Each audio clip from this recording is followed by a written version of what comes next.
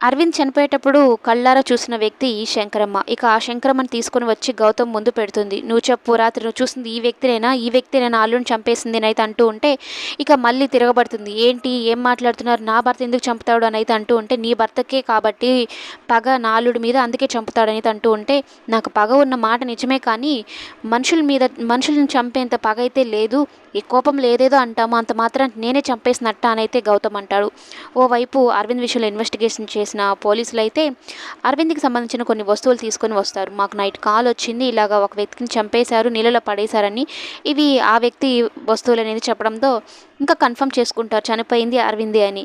ఈ శరత్ కానీ, మాలిని గాని ఒక్కసారిగా కుప్పకూలిపోతారు.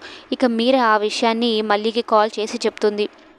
"అరవింద్ బాబు చనిపోయారంటమ్మా. ఇప్పుడే పోలీసులు వచ్చి కన్ఫర్మ్ చేసి చెప్పారు" అనైతే ఏడుస్తూ ఉంటే మళ్ళీ ఆ విషయం విని షాక్ అయిపోతుంది. "అరవింద్ బాబుకి ఏం కాదమ్మా.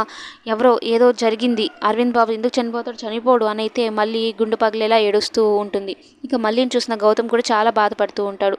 "అసలు నాకే పాపం తెలీదు. అరవింద్ చనిపోయే విషయంలో నా మీద అంటగడుతున్నారేంటి? అసలు అరవింద్ ఎలా చనిపోయాడు అన్నట్టు అసలు ఏమైందో తెలుసుకుందాం. ముందు నా మీద వచ్చిన నిందనైనా తొలగించుకోవాలనైతే" అన్నట్టు అరవింద్ విషయంలో రంగంలోకి దిగుతాడు గౌతమ్.